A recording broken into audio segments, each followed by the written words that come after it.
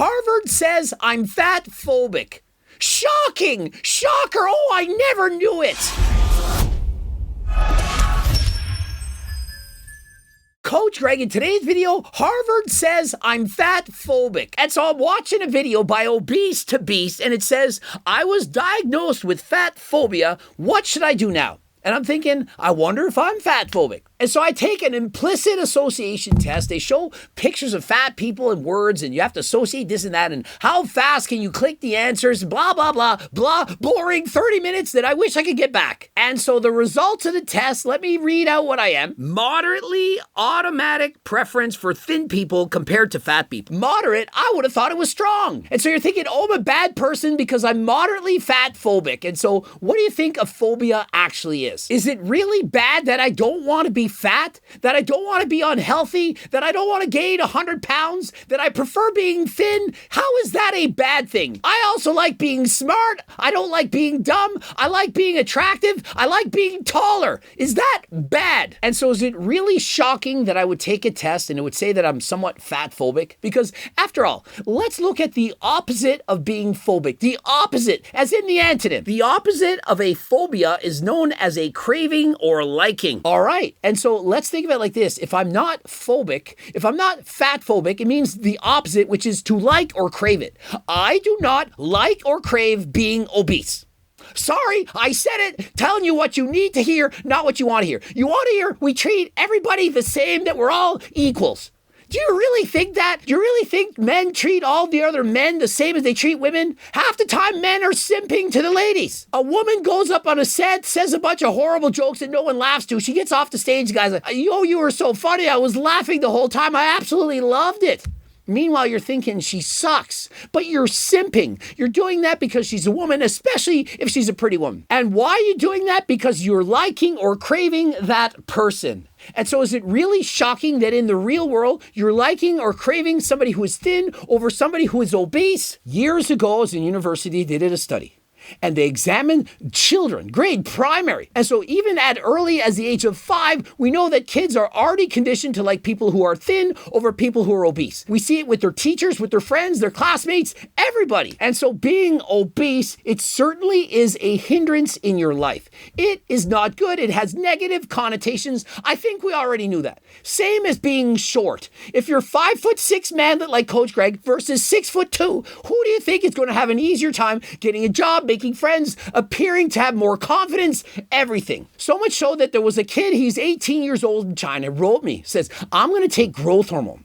Explain to him, when your bones are already closed off, you can't grow any taller. If you take growth hormone at an early age, for example, Lionel Messi took growth hormone, grew several inches taller. Growth hormone, guess what? It makes you grow taller, but not if your bones are already closed off. You can't get taller, you get wider. So it causes a host of negative side effects. But you know what the response was to that video I posted on Bilibili? 500,000 views in about a day. Kids, as in 12, 13, 14-year-olds, and parents are now considering giving their kids growth hormone in order to make them taller.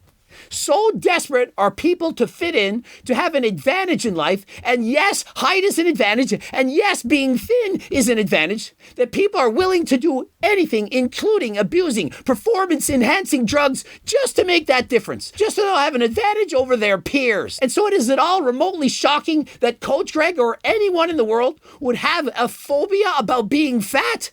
Consider Obese to Beast. He used to weigh over 400 pounds. He was morbidly obese. He lost several hundred pounds. He was on the Ellen DeGeneres show. Millions of people saw him. Imagine after losing all that weight, do you not think he has negative connotations about being over 400 pounds? What do you think is positive about being over 400 pounds? Well, let's think. Do we know anyone like that? How about Brentley G? Good old Brentley G. We all love him. But we're rooting and cheering for him to lose weight.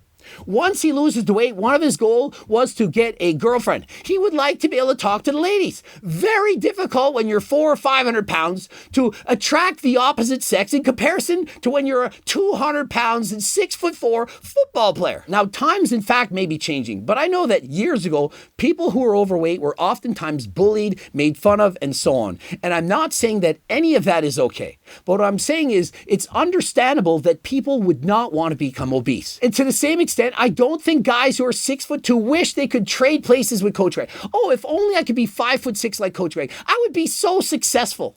It doesn't work like that. When you're short and successful, it's the same as being ugly and successful. Have you not heard of beauty privilege? Being attractive makes it so much easier for you to do anything in life. I mean, Baby Nikki and Gert did a study on this. Meta-analysis showed that the more attractive you are on the good-looking Richter scale, the more money you can make. It applies everywhere. Imagine you're 400 pounds and your dream is to be a flight attendant on private jets with the rich and famous, traveling all over the world.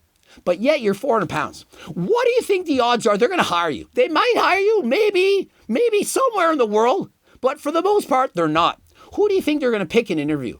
Very good looking, gorgeous female, 120 pounds, 5'7", very attractive, versus 5'7", 220 pounds. Who do you think they're going to pick? One has tons of experience. They're great. The other one, I just showed up. They're probably going to pick the girl that showed up. Have you seen a bottle girl at a bar? How often are the bottle girls ugly or obese? How often? And so we're going to an interview. Perhaps it's a beautiful woman or a taller, larger man who's very attractive over a short person who's overweight. Who do you think is getting the job? Yeah, not in every job will they care. But for the most part, overall, if you had to take the average, certainly you have very strong advantages being attractive, taller, good looking than if you're not. And so I didn't create the rules. I didn't start this, but I sure as heck am not going to lie to you and act as if it doesn't matter if you're obese or thin. Now, I know personally for me, if I were to look at somebody and want to date them, I'm more attracted to somebody who is thinner over somebody who is overweight. It's just what I like. Doesn't mean the person who's overweight is a bad person, that they never tried to lose weight. Oftentimes, it's hereditary. Some people have an upward battle to lose weight over their thin counterparts. Perhaps there's more ghrelin being produced, have more fat cells. They just have a more difficult time to lose weight.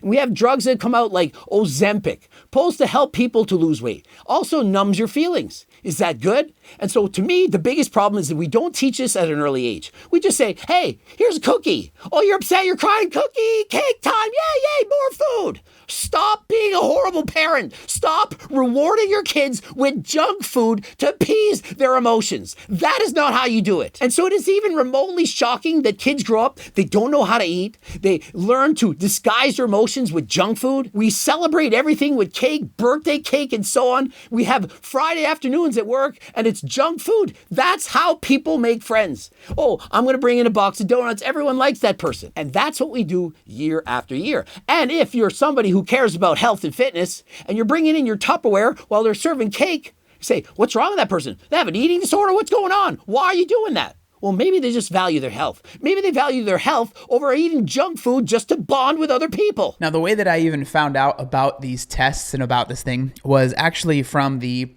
Fat Doctor UK, their TikTok. Now, we've talked about this person before, but this is a TikTok where they end up promoting basically some sort of speaking engagement that they're doing. And so imagine who promoted taking this test.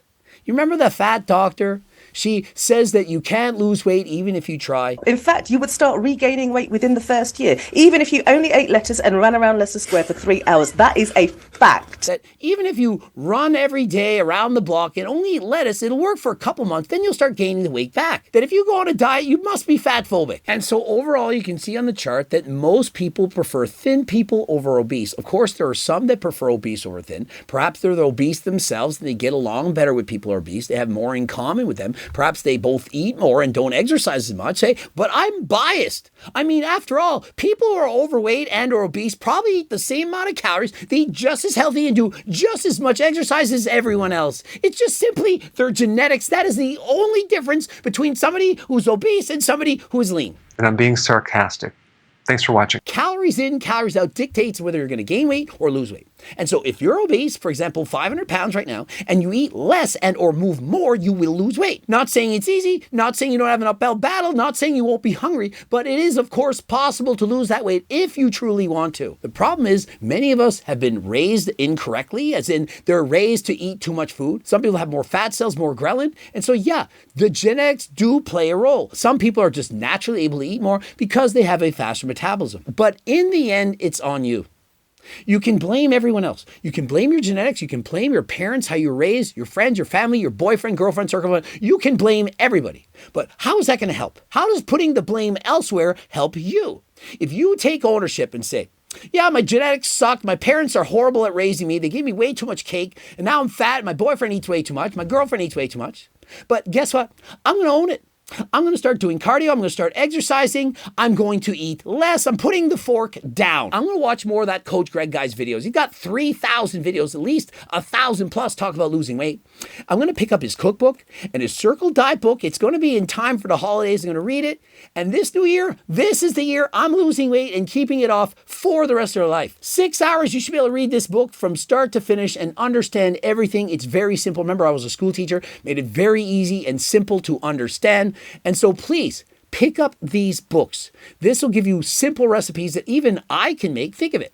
I'm Coach Greg. I am not a chef. Have you seen how I cook? No presentation skills. But what I do know is how to make delicious, low-calorie recipes that are easy for anyone to make. And so strongly recommend this. And of course, you can get it in a PDF form. It's cheaper. This one, PDF as well. We also have training books, cookbooks, coaching plans by me and my team. We have the Harder Than Last Time clothing line. You can get it all on my website. Subscribe, click the bell button. Don't forget to enter code Greg to get 10% off. Also, watch one of the bloops. And until next time, code Greg, 10% off. Click the link in the description. I am out.